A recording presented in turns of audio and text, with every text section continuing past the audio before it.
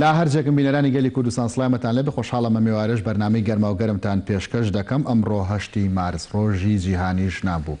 ساڵانە لە 8 مارس لەگەڵ 25 نۆڤەمبەر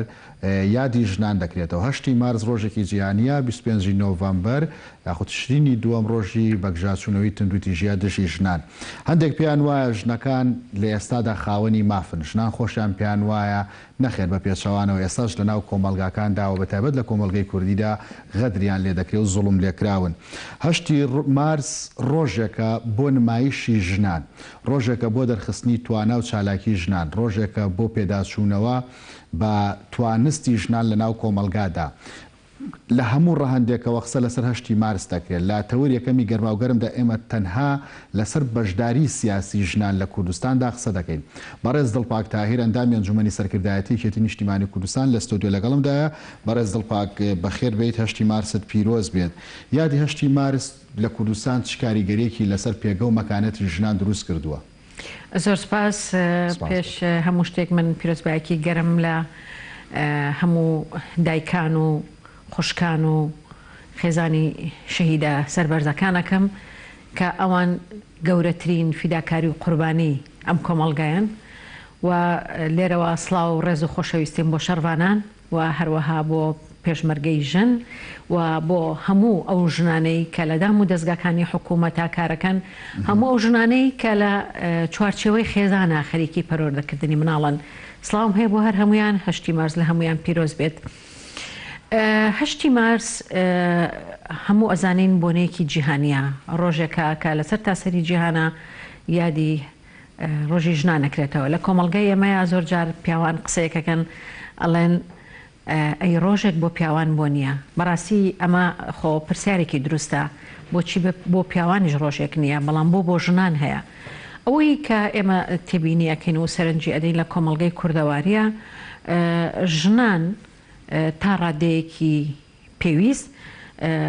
نەگەیشتون بەو ئاستەی کە بتوانن ڕۆڵ و پێگەی خۆیان لە سەر تاسەری جومگەکانی دەسەڵاتە بکەنەوە. یەکێک لەو جومگە هەستیارانەی کە ژنان پێی نامۆن یان کۆمەڵگا زیاتر پێی نامۆیە بواری سیاسیە. ئەوەی کە تێبینی ئەکرێ لە کوردستانە بە تایبەتی لە دوای ڕاپەڕینەوە زیاتر بەشداری ژن لە بواری سیاسیە ڕەنگی داوەتەوە. ئەمە مانای ئەوە نییە کە ژن لە ڕابردووە بەشدار نەبووە لە شۆڕشەکانی کوردایان لە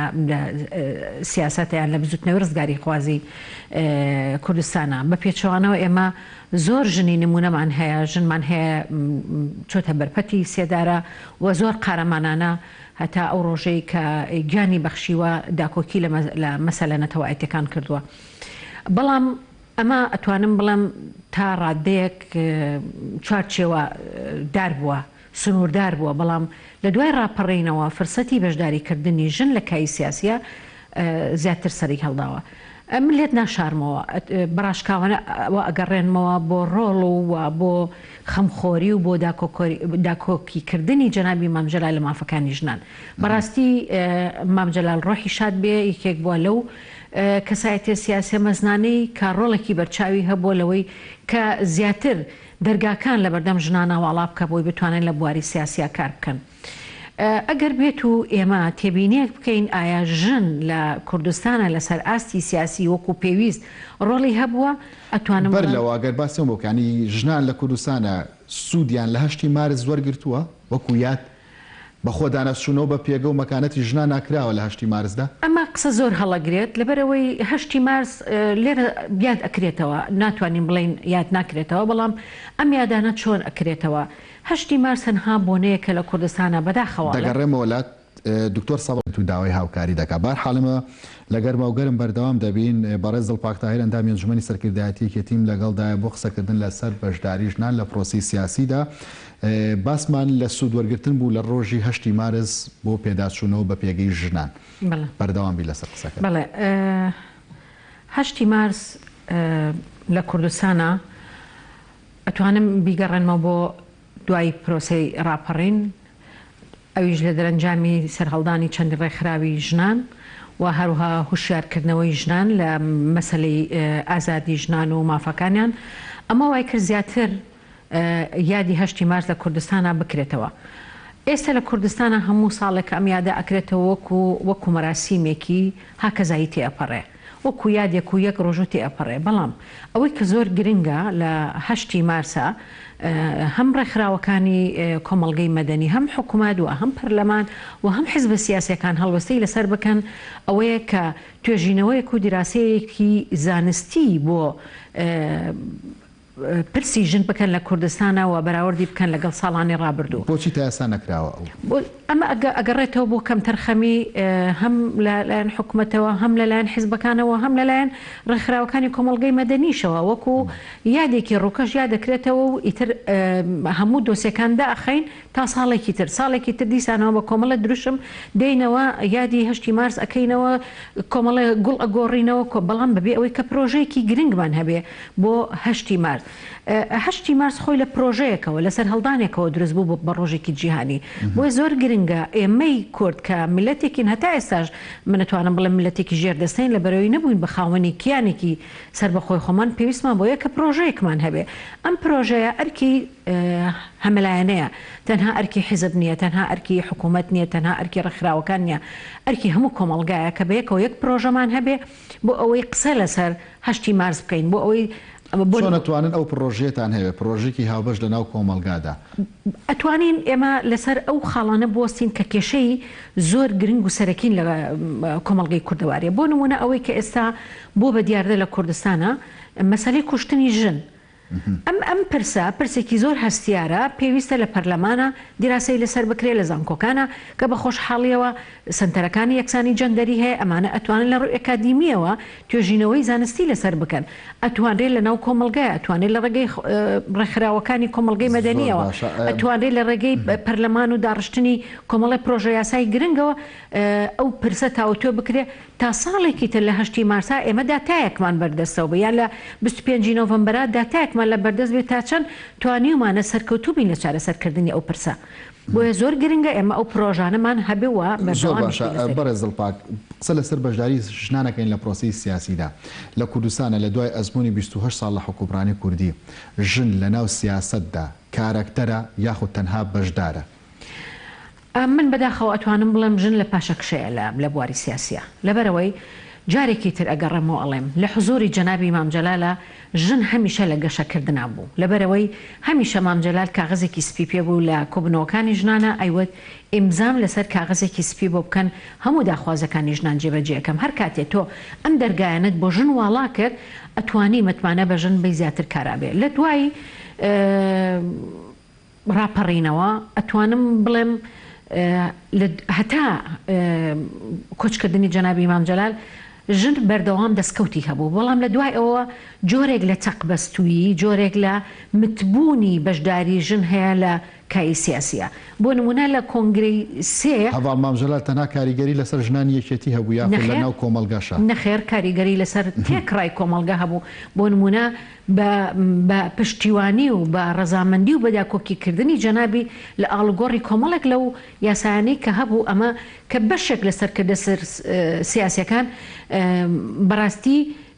جورئەتی ئەویان نەبوو کە دەست بە ئەو یاسایانە ببرێ، بەڵام کاتێکە بڕیار لەسەر گۆڕینی کۆمەڵە یاسا ئەدرێمە بخۆی دەستکەوتێکی گرنگە بە قازانجی تێکرای ژنانی کۆمەڵگە ئەگەڕێتەوە، نەک تەنها بۆ ژنی یەکێتی. ئەوەی کە مام جەلال بۆ ژن باسی کردووە و یا فەراهەمی کردووە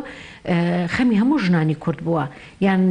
خەمی هەموو ژنێکی بووە، نەک تەنها ژنێکێتی، چونکە ژنێکێتیش بەشێکە لە ژنی ئەم کۆمەڵگایە. بۆیە من ئەتوانم بڵێم ژنان لە پرۆسی سیاسیە لە پاشەکشەیان، چونکە ئەگەر تۆ تێبینی حکومت بکەی ئێستا لە پێکاتی حکومەتە ژن بەتەواوەتی غایبە. ڕاستە لە کۆنگرەی چواری یەکێتیا کۆمەڵێک ژنی تازە بوون بە سەرکردایەتی ئەم حیزبە، بەڵام ئەوەش بۆ حیزبێکی سۆسیال دیموکرات هێشتا ڕێژەکەی کەمە. ئەوەی کە لەم چەند ساڵەیە ژنا زۆر سوودیان لێبینیەوە لە کوردستانە دانانی سیستمی کۆتایە هەم لە کوردستان هەم لە عێراقدا. ئەنی پێ دوایە ئەم سیستما پاشەکشەی داوە بە مافی ژنان لە بەشداری سیاسیە یاخود مەکانەتێکی بۆ دروستکردون لە بواری سیاستدا؟ سیستمی کۆتا بەڕایمە سیستمێکی باشە بۆ بەشداریکردنی ژن لەم کۆمەڵگایی کە ئێمە کاری تیاکەین. وڵاتێکی وەکو سوید کە بەناوبانگە بە وڵاتێکی دیموکراسی و ڕێزگرتنی مافەکانی مرۆڤ 40 ساڵ سیستمی کۆتای پیادە کردووە بەڵام لە دوای 40 ساڵ کە دەستبەرداری بووە دوای ئەوەی کە بەشداری ژن لە کاری سیاسیە بۆ بە ئەمری واقع بۆیە لە کوردستانیشە دانانی سیستمی کۆتا بێگومان لە بەرژەوەندی ژنە بێگومان لە قازانجی ژنە هەرچەندە هەندێک لە ژنان هەیە ئەڵێ ئێمە پێمان وایە کە سیستمی کۆتا لاوازکردنی ژنە یا هەندێک لە پیاوان ئەڵەن ژنان لە بەروی متمانیان بەخۆیان نییە داوای سیستمی کۆتاکەن بەڕای من ئەمە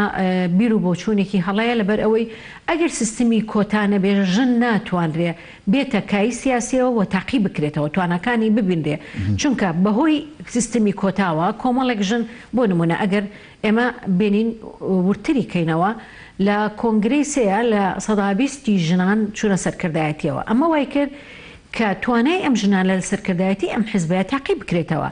بەڵام دوایی لە کۆنگرەی چوارە کە کرال بە لە 125 ڕنگ بێ بۆ کۆنگرەی داهاتوو کۆمەڵێک ژن هەرچەنە لەم کۆنگرێشە کۆمەڵێک ژن بە دەنگی تەواوی خۆی بۆ بەسەرکردایەتی لە پەرلەمانیشە ئێمە ئەبینین ئێستا وای لێ هاتۆ ئەم شەڕی ژنانە وەکو یەکێتی بەستەنها بۆ ژنانی ناو خۆتان لە ناو یەکێتیدا دەکەن کە ئاوا ڕێژەکە زیاد بکرێ بەردەوام یاخود ئێوەتان هەیە شەڕی هەموو کۆمەلگا بکەن و ژنان پێگەومەکانەتیان هەبێت یەکێتی نیشتیمانی کوردستان حیزبی خەڵکە بۆیە هەر ژنێک لە سەرکردایەتی یەکێتیدا بێ نوێنەری خەڵکە بێت بێگومان ئەو شەڕ ئەو داکۆکی با ناوی لێنەنەی شەڕ ئەو خەباتی کە ژنان لە کایی سیاسیایی کە لە ناو یەکێتی نیشتیمانی کوردستانە بێگومان بۆ بەرژەوەندی تێکڕای ژنانە لە کوردستانە بۆ فەرەهەمکردنی ژیانێکی خۆشترە بۆ خێزانەکانی کورد چونکە ئەگەر خێزانی کورد لە کۆمەڵگەی کوردەواریە لەم سنوورەی کە یەکێتی لی بەرپرسە خێزانێکی دروست و فەراهەم بێت بێگومان بە قازانج بۆ یەکێتی ئەگەڕێتەوە چونکە هەمیشە زەمینەیەکی خۆش گوزەران بۆ هاوڵاتی دابین بکرێ پاداشتەکەی بۆ یەکێتی ئەگەڕێتەوە بۆیە زۆر گرنگە کە ژنانی ناو حیزبە سیاسەکان بە یەکێتیشەوەکو حیزبێکی چەپ و سۆسیال دیموکرات ئەتوانە ڕۆڵی بەرچاوی هەبێ لەوەی کە ژن لەم کۆمەلگایە بەرەو ئاراستەیەکی دروستتر بەرێ ئەمە مانای ئەوە نییە بداخەوە من کە لێرە بۆچوونی هەندێک پیاوکە لەسەرەوەی ژن کاتێک کە داوای ئازادی و مافەکانی ئەکا مانای پێشێلکاریە بۆ مافەکانی پیاوان بپێچەوانەوە لە ناو خێزانە ئەگەر ناهاوسەنگی لە ماف و ئەرکەکانە لە نێوان ژن و پیاوە دروست بوو ناهاوسەنگی لە پەروەردەکردنی مناڵەکانیشا دروستە بێ ناهاوسەنگی لە کۆمەلگایشا دروستە بێ ناهاوسەنگی لە تێکڕای وڵاتەکەشا دروستە بێ و بوونی ناهاوسەنگیش بێگومان خۆتەزانی ئەبێتە هۆی ئەوەی کە کۆمەلگایەکی نادروست ببێوە کۆمەلگایەکی ژنان لە ناو سیاسەتدا لە کوردستاندا بە ڕێژێکی کەم بەشداریان کردووە نەهاوسەنگی دروست بووە لە ناو سیاست و حکومڕانی و دەسەڵاتداریە لە کوردستانە ئەگەر ئێوە ڕێژەکەتان بۆ زیاد بکرێ هاوسەنگی دەگەڕێنەوە تا ئەم ڕادەیە کە ئێمە تێبینی ئەەکەین بەڵێ ناهاوسەنگی هەیە لە بەشداریکردنی ژن لە کای سیاسیە نەک تەنها لە حیزبەکانە بەڵکو لە حکوومەتیشە بەڵکو لە پەرلەمانیشە ئەوەی کە لە پەرلەمانە ئەیبینین یاسایەکە فەرزی کردو یاسای کۆمیسیۆنی هەڵبژاردنە کە فەرزی کردووە ئەبێ ژن بەو ڕێژەیە بێتە پەرلەمانەوە ئەگەرنا من بەدڵنیایە و پێتەڵم بەشێک لە حیزبەکان ڕنگ بە پابەند نەبن پێوە زۆرجا لەگەڵ بوونی ئەو یاسایەشە هەندێک حیزب هەیە لیستەکەی کە پڕ ئەکاتەوە هێشتا ڕێژەی تەواوی یاسایی نییە ئەینێرە بۆ کۆمیسیۆن جارێکی تر بۆ ئەگەڕێنێتەوە ئەڵێ ڕێژەکەت پڕکەرەوە بە ژنان بۆیە ئەم ڕێژەی کە ئێستا لە پەرلەمانیشا هەیە ڕێژەیەکی سەپێنراوە بە یاسا ئەگەر یاسای لێ دەرچێ من دڵنیام ئەو ڕێژەیە پاشەکشەی تێکرد لەسەر و سیستمی کۆتایە پێتان دەوترێت ژنان لە سایی پیاواندا لە دەسەڵاتدان نەک لە سای خۆیاندا هاوڕایت نەخێر ئەمە بۆ چوونێکی هەڵەیە لەبەر ئەوەی کە تۆ سیستمی کۆتادانی فرسەتێک ئەدەی بە ژن بۆ ئەوەی بتوانێت بەشداریەکی سیاسی هەبێ و زەمینەیەکیش ئەڕەخسێ بۆ ئەوەی ئەو ژنە لە توانەکانی خۆی بەرجەسە بکە لەو ماوە زەمەنی کە بۆی دیاری کراوە بەڵام بە ناچاری تۆ ناچاری بۆ ئەوەی کە ژنێک سەرخەی پیاوێک لە دەرەنجامە ئەکەوێ بەڵام خۆ زۆر جاریش ژنان لە دەنگدانە پشت بە کۆتانە بەستن ژن هەیە ئەتوانم بڵێم لە سەری لیستەکانەوە دەنگەکانیانێ ئێوە کاتیا پیاوان بەوە ئەڵێن چی بۆیە ئەم تێڕوانینە تێڕوانینێکی هەڵەیە و تێڕوانینێکە بۆ ئەوەیە کە جارێکی تر پاشەکشە بەژن بکرێ نەتوانێ بەشداری سیاسی لەگەڵ پیاوە بکەن. بەڕێز دڵپاک ئێوە لە سەرکردایەتیەکێتی نیشتیمانی کوردستان ڕێژەی لە 125 ژنانە. ئەم ڕێژەی 125 کە لە لای ئێوەیە دیارە لەی حیزبێکی دیکەی کوردستانان نیە چۆن سەرکردایەتی پرسی ژنان دەکەن ئێوە ئەو ڕێژەی ژنان؟ ڕێژەی لە 125 بێگومان ئەگەڕێتەوە بۆ هەندێ پیاوی هوشیار لەناوەم حیزبەیە کە قەنەعەتی بەوە هەبووە پێویستە ژن ئەو ڕێژەی بدرێتێ من لێت ناشەمەوە ڕەنگ بێ هەندێک لە پیاوانی شە بێ لەگەڵ ئەو ڕێژەیە نەبێ بە بیانووی ئەوەی ئێمە لە ناوی کێتیا هەتا ئێستا ژنی پەروەردەکراومان نییە بۆ ئەوی بەرپرسیارەتی سەرکردایەتی وەرگێ ئەمە تا ڕادەیەک ڕنگ بێ وابێ بەڵام ئەگەر تۆ هەمیشە لەگەڵ ڕێژەی لە 10 لە 115 بۆ ژن فراهەم بکەی فرسەتی پەروەردەکردنی ژنت نابێ من ئەڵێم ئەگەر لە 125ەکەی ژنان بێتە بواری سیاسیەوە بەلای کەمەوە لەو ڕێژەیە لە 120 بۆ کۆنگرەیەکی تر پەروەردە ئەبێ بە دروستی ئەوەی کە پەروەردە نابێ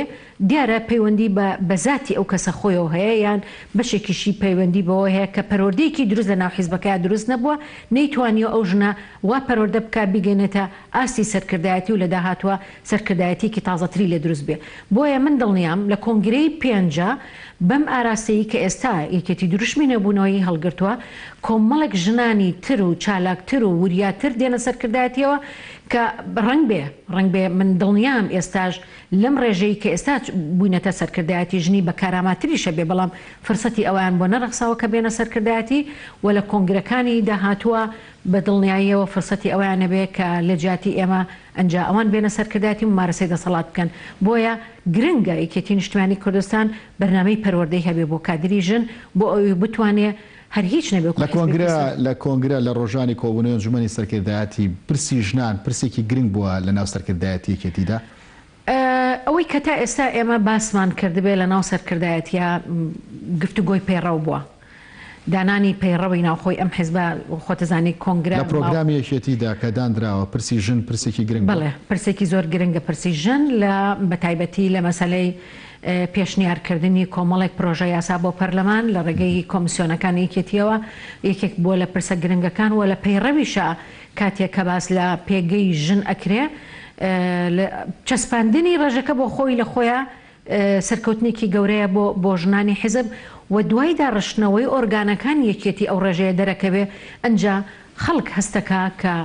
بەشداری ژن لە ناو جونگەکانی ئەم حیزبەیە چەند گرنگە من دڵنیام ئەو بەشداریی ژنان لە ناو جونگەکانی یەکێتیە گەشەیەکی باش بە یەکێتیەدا و لە کۆنگرەی داهاتووە لە پەرلەمانی داهاتووە لە هەموو ئینتخاباتەکانی داهاتووە ئەو سەرکەوتنی یەکێتی ئەبنرێت چونکە بەڕاستی ژن ڕۆڵێکی گرنگی هەیە لە کۆمەلگا لەبەر ئەوەی خێزانە لە ناو خێزانە کاریگەری لەسەر مناڵ هەیە کاریگەری لەسەر مرد هەیە لەسەر کوڕی هەیە لەسەر هەموو جونگەکانی تر هەیە من ئومێدێکی گەورەم هەیە کە ئەو پێشکەوتنە لە سایژنەوە پێشکەوتنێکی بەرچاو بێت.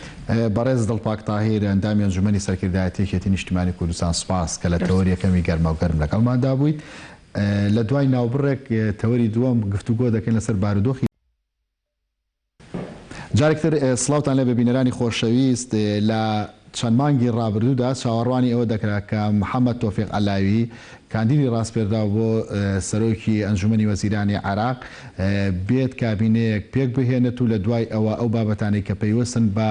پرسی حکوومەتەکە یەکلا بکاتەوە دیارترینیان بودجێ ساڵی 2020 و ئەو پرسانەی کە پەیوەستن بە بواری دارایی لە عێراقدا بەڵام ئەوەی کە بینیمان لە ماوەی ڕابردوودا بەر لەوەی کابینەکەی ڕابگەێنێ بە 24 ساعات دوای مۆڵەتی کۆتاییاندایە محەممەد تۆفیق عەلاوی پاش گەزبوونەوەی ڕاگەیاند و ئێستا بە دوای کاندیدێکی دیکەدا دەگەڕێن بەرحاڵ ئێستا عێراق کەوتۆتە بۆشایەکی داراییەوە زیاتر وەک لەوەی حکومڕانی بێ ئەگەر هەڵە نەبین لەو پرسیات چونکە بابەتی بودجە بابەتێکە زۆر گرنگە لە هەمووی گرنگتر ئێستا ڤایرۆسی کۆرۆنا کە لە جیهاندا بڵاو بۆتەوە عێراقیش ڕووی تێکردووە چ لە عێراق چ لە هەرێمی کوردستان توشبووی ڤایرۆسی کۆرۆنا هەیە لەسەر ئاستی جیهان ڤایرۆسی کۆرۆنا کاریگەری لە سەرکەرتی ئابووری دارایی دروست کردو بە تایبەت پرسی نرخی نەوت کەوای کردو لەو ماوەیەدا نرخی نەوت بە ڕێژەی لە 10 داوەزیەوە واتە داهاتی عێراق کە بە ڕێژەی لە 90 پشت بە 90 دەبەستێ داهاتەکەی بە ڕێژەی لە 100 جارێکی دیکە کەمی کردێتەوە. بەهەرحاڵ لە تەوەری دووەمدا گفتوگۆ لەسەر بارودۆخی دارایی عێراق دەکەین. بەڕێز شیروان میرزا ئەندامی ئەنجومەنی نوێنەرانی عێراق لە ڕانیەوە لەگەڵماندایە. بەڕێز شیروان سڵاوت لێبێت جەنابەت ئەندامی لیژنەی دارایی ئەنجومەنی نوێنەرانی عێراقیشی. ئەگەر ئێستا هەڵسەنگاندنێک بۆ بارودۆخی دارایی عێراق بکەیت چۆن هەڵسەنگاندنی بۆ دەکەی؟ سەرەتا زۆر سپاس و سڵاوتان لێبێ و سڵاو لە بینەرانی گەلی کوردستان و پێش ئەوە دەرفەتم بدەن ئەمڕۆ لە 8 مارسدا پیرۆزبایی لە ژنانی کوردستان و هەموو ئەو ژنە بەڕێزانەی کە لە کوردستان و لە تەواوی جیهاندا هەن پیرۆزبایان لێ بکەین بە بۆنەی ئەم ڕۆژە پیرۆزەوە. سەبارەت بە بارودۆخی دارایی عێراق طبعاً جەنابتان باستان کرد. گرفتەکە لەوەدایە بەشی زۆری نەوتی عێراق بە وڵاتی سین دەفرۆشرێ. لەم بارودۆخەی ئێستا وڵاتی سینی تێدایە بەشێکی زۆر لە کارگەکان ڕاوەستاون. واتە بەکارهێنانی نەوت لەلایەن سینەوە کەمی کردووە. بۆیە هەناردەی نەوتی عێراق بۆ سین دادەبەسێ. ئەمە یەک لە گرفتەکانە. گرفتی لەسەر ئاستی جیهان نرخی نەوتیش دابەزیوە بۆ 45 تا 40 دلار تقریبا. ئەمە دوو گرفتی گەورەیە و دوجار ئۆپێک نەگەیشتە هیچ ڕێککەوتنێک لەسەرەوەی کە تەحدیدی یا مابڵین کەمکردنەوەی هەناردەی نەوت بکات لە وڵاتانەی کە نەوت هەناردە دەکەن. هەموو ئەمانە وامان پێ دەڵێ کە لە داهاتوویەکی نزیکدا عێراق تووشی قەیرانێکی دارایی گەورە دەبێ بەو پێی کە لە 90 زیاتری داهاتی عێراق پشتی بە فرۆشتنی نەوت بەستووە. کەواتە بۆ ئەمە طبعاً تا ئێستا ئێمە نازانین بودجەی 2020 تەنانەت پرۆژە یاساکەش چی تێدا ئەوەی کە دەگوترێ لە ملاولا 20مانە یان تەسریحێکی ئەعلامیە یان دزەپێکردنێکی ئەعلامیە زیاتر و بەشێک لە ئەندامانی لیژنەی داراییش لە دانانی پرۆژە یاساکە باڵین لە استراتیژێتی پرۆژە یاساکە نەک لە خودی پرۆژە یاساکە بەشدار بوون.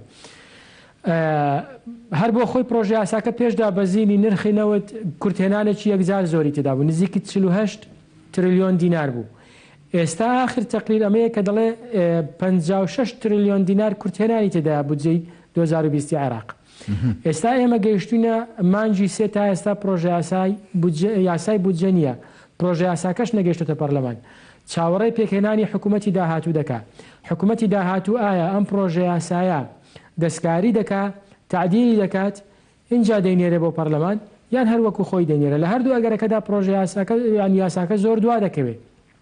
ئەگەر لە نزیکترین دەرفەتدا حکوومەت پێک بێ و ئەم حکوومەتە ئەم پرۆژە یاسا بنێرە بۆ پەرلەمان مانگێکی لەبەردەستە دوجار ئەگەر لە مانگیدا لە پەرلەمان هیچ مشکلەیەکی بۆ نێتە پێش دەنگی لەسەر بدرێ بنێدرێ بۆ سەرۆکایەتی کۆمارکەویش 15 ڕۆژ لەبەردەستە بۆ واژۆکردنی پاشان بڵاوکردنەوەی لە وەقایعی عێراقی یعنی بەدڵنیاییەوە دەچینە مانگی 6 لە مانگی 6دا وەزارەتی دارایی تعلیماتی بۆ دەردەکاتە چینە مانگی 7 لە بە باشترین حاڵەتدا ئەگەر هیچ گرفتێک نێتە پێش. بەڵێ بەڕێز شیروان عێراق لە چەند مانگی داهاتوودا لە داهاتێک نزیکدا تووشی قەیرانێکی گەورەی دارایی دەبێت. ئەو قەیرانە گەورە داراییە چی ئەگرێتەوە؟ ئێوە ناکرێت بۆ قۆناغێکی ئاوا پلانێکی بەپەلا ڕەچەتێکی بەپەلا هەبێت عێراق کاری لەسەر بکات؟ لە ڕاستیدا بەداخەوە یعنی ئێستا لە عێراق چۆن دەڵێ حکوومەت نییە تاوەکو تۆ لەگەڵی دانیشی پلاندا بنەی. ئێستا سیراعێکی گەورە لە عێراقدا هەیە لە نێوان سوڵتەکان سوڵتەی تەشریعی لەگەڵ تەنفیزی و بە شێوەیە ینی ناکۆچێکی تەواو هەیە و شتێک نییە بە ناوی حکوومەتەوە. سەرۆک وەزیران خۆی لە بەرپرسیارەتی دەرهاویشتووە و وەزارەتەکان وەکو پێویست کاروباری خۆیان ناکەن و ئەوەی کە هەیە تەنها کاربڕێکردنی ڕۆژانەیە و بە پێی یاسا یەک لەسەر 12 پار دەڕوا مەسەلەی داراییەکەی. ئەویش عێراق لە دوومانجی ڕابردوش مشکلەی سیولەی هەبوو طبعاً بیرمان نەچێت لە 2019 تا گەیشتینە کۆتایی خەرجیاتی با بڵێن خەرجکردنی پارەی عێراق مەسروفاتی عێراق زیاتر بوو لە داهاتەکەی ینی وای لێ هاتبوو کە تا کۆتایی ینی فعلەن عیجزی فعلی دروست بوو کورتێنانی فعلی ڕاستەقینە نەکەوەی کە مخەتەتە. دوجار ئەم دوو مانگەشی بەسەر داهاتووە ئێستا ئەگەر نرخی نەوت دابەزێ و داهاتی نەوت کەم بێتەوە بە دڵنیاییەوە هەم سیولە کەم دەبێ داهاتی عێراق کەم دەبێ و عێراق بیرمان نەچێت کۆمەڵێک مەسئولێتی دارایی تریشی هاتوۆتە سەر شان لەم چەند ماوەی ڕابردووە خەڵکەکی زۆر تەعین کراوە بەبێ بەرنامە وعد و بەڵێنی زۆر گەورە بە خەڵک دراوە شەفافیت نییە مەسلەی نەوت زۆر ناشەفافە لە عێراقیش یعنی ئەمانە هەموو گرفتی گەورەن بەڕاستی وای کردووە لەم یەک دوو ڕۆژدا بە تایبەتی لە ناو لیژنەی دارایی و لە ناو پەرلەمانیش تەحرکێکی زۆر دروست بۆ بۆەوەی کە چی بکەین بۆ ئەم حاڵەتە لە ڕاستیدا دەبێ ئێمە کارنامەیەکی حکوومەتمان بۆ بێ بەوەی بتوانین ئیشی لەسەر بکەین قسەی لەسەر بکەین ئەگەر نا لە نزیکترین دەرفەتدا کاتێک کە پەرلەمان کۆ دەبێتەوە یان لیژنەی دارایی کۆ دەبێتەوە دەبێت بزانین خۆمان تاگلایانانە هەنگاو بنین بزانین گرفتەکان چییە و چارەسەر لە چیدا ببینینەوە لە ڕاستیدا عێراق بەهۆی ئەوەی کە پشتی زۆر بەستووە بە سێکتەری نەوێت سێکتەرەکانی تری ئیهمال کردووە وەکو سێکتەری پیشەسازی کشتتوکاڵی گەشتیاری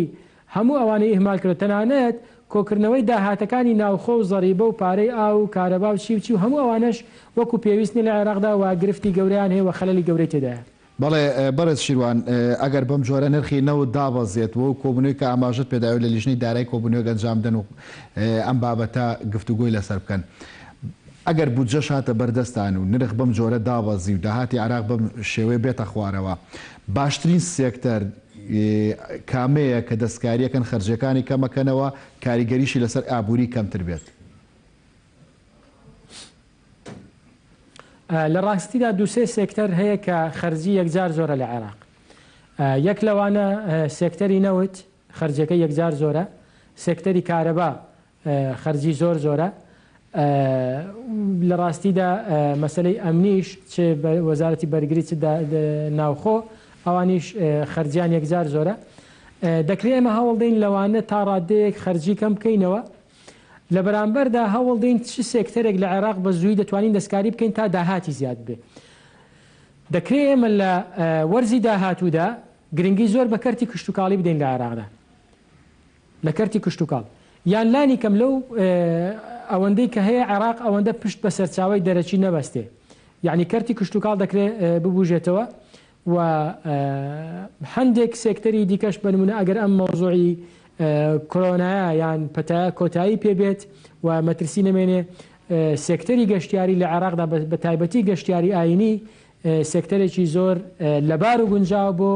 برەودان و گەشەپێدانی بۆ ئەوەی جۆرێک لە داهات چ بۆ هاوڵاتی چ بۆ حکوومەت زیاد بکە بەڵام ئەمانە پلانی دوور و درێژی دەوێ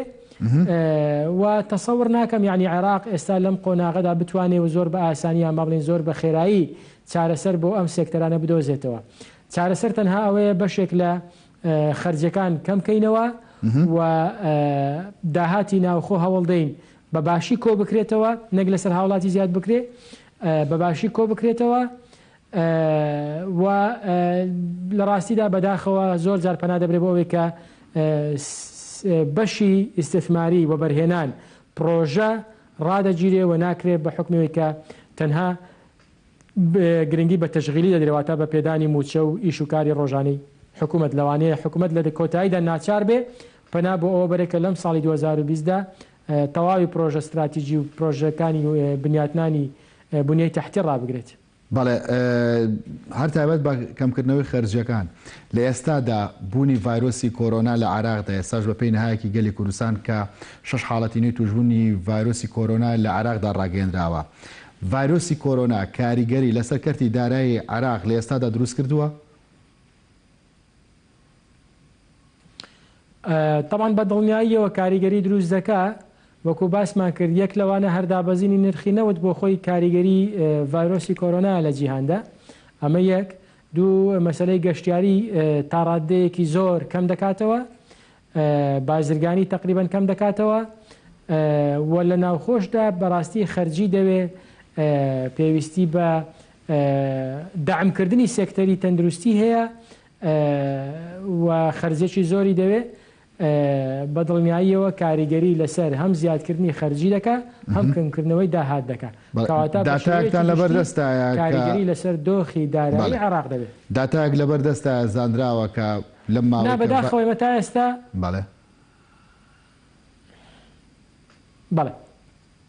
بەڵێ نا ئێمە تا ئێستا هیچ داتایەکمان لەبەردەستدا نییە بەڕاستی یعنی وەزارەتی تەندروستی عێراق یان باوەڕی وەزارەتی پلاندانان یان سەرۆکایەتی ئەنجومەنی وەزیران یان لایەنە پەیوەندیدارەکان هیچ ئامارێکی ڕسمیان ڕانەگەیاندووە کە لەم ماوەیەدا عێراق بەنمونە چەند زەرەرمەند بووە و خەرجی بڵین داهاتی چەند کەمی کردو خەرجی چەند زیادی کردەوە بە تایبەتی بۆ بەرەنگاربوونەوەی کۆرۆنا لە عێراقدا چەندی سەرفکردیان چەندی تەرخان کردووە بە شێوەیەکی گشتیەوەی کە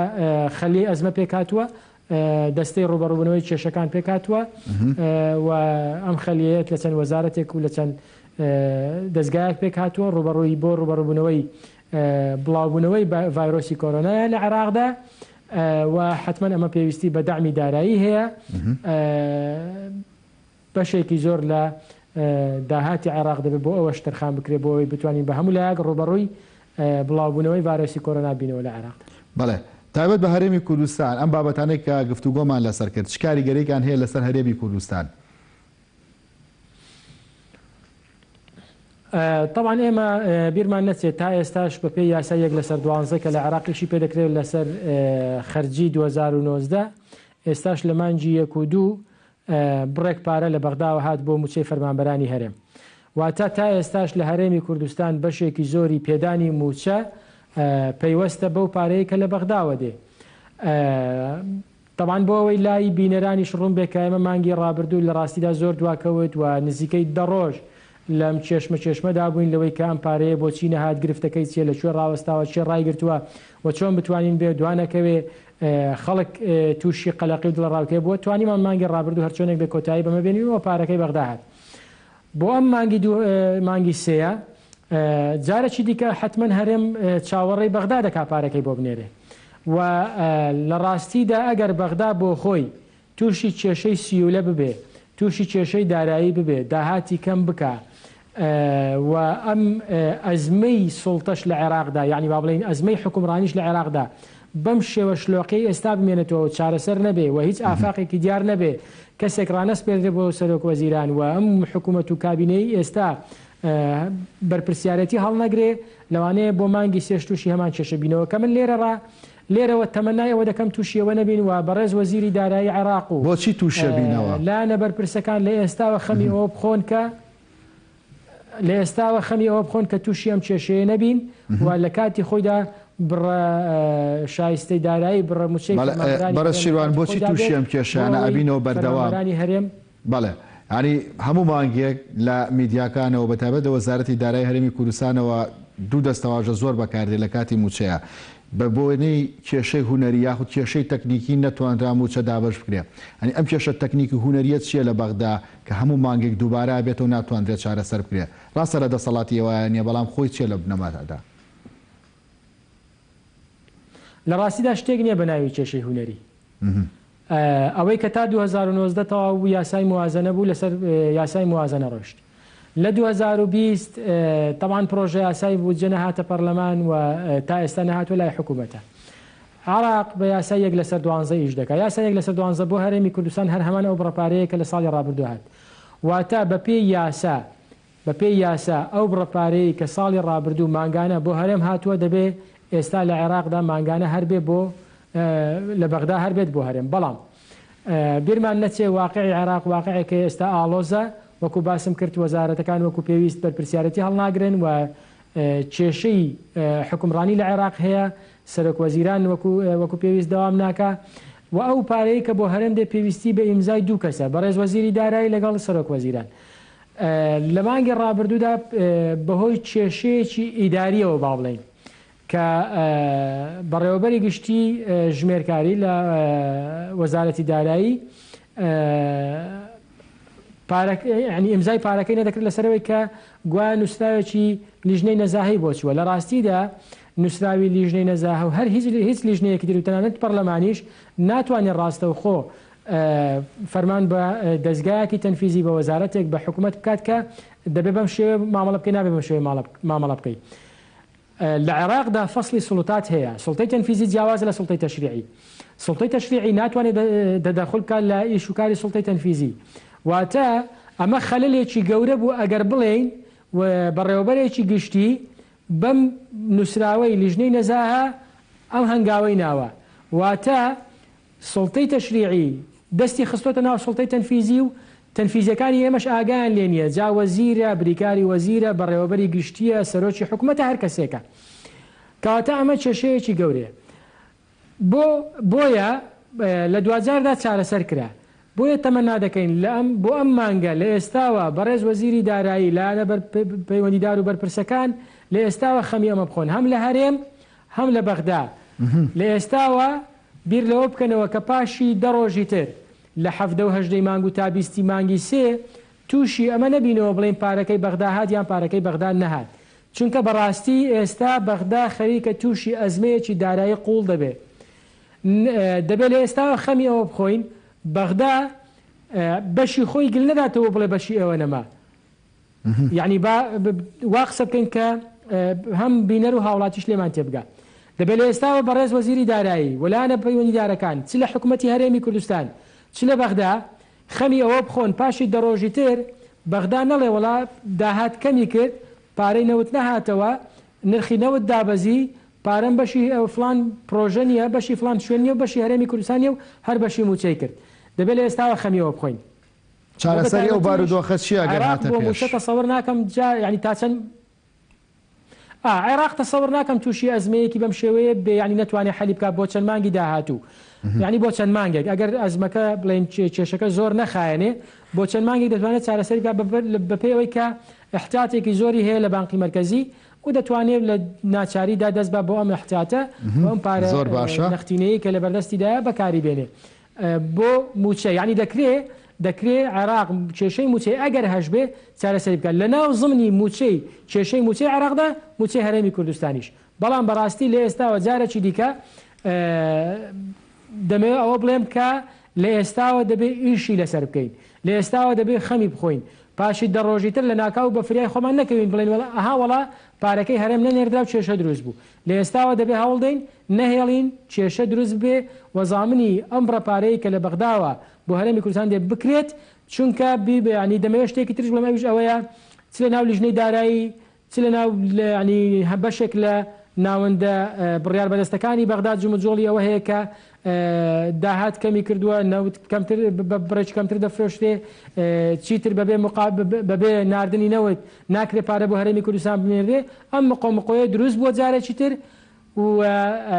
بۆیە وەکو ئاگادارکردنەوەیەک بەڕاستی دەمەوێت باسی ئەوە بکەم کە دەبێت لە ئێستاوە خەمی ئەوە بخۆین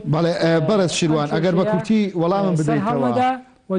چی ئەتوانێت ئەو هەوڵە بدات ینی دەبێت لە حکوومەت هەرێمی کوردستانە وەزارەتی دارایی یاخۆ حکوومەت هەوڵ بدات یاخود لە بەغداوە کەسێک هەوڵ بدات بە کورتی وەڵام بەرەوە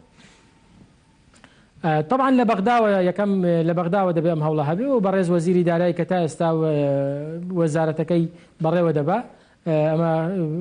ینی ئەوەی یەکەمە و بەرپرسانی تری با بڵێن هەرێمی کوردستان لە بەغدا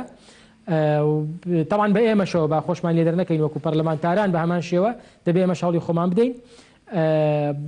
بەڵام بە تایبەتی ئەوانەی کە لە سەڵاتی تەنفیزیدان لە حکوومەتدان دەبێ هەوڵی بدەن چ ئەو وەزیرە بەڕێزەکان بریکاری وەزیر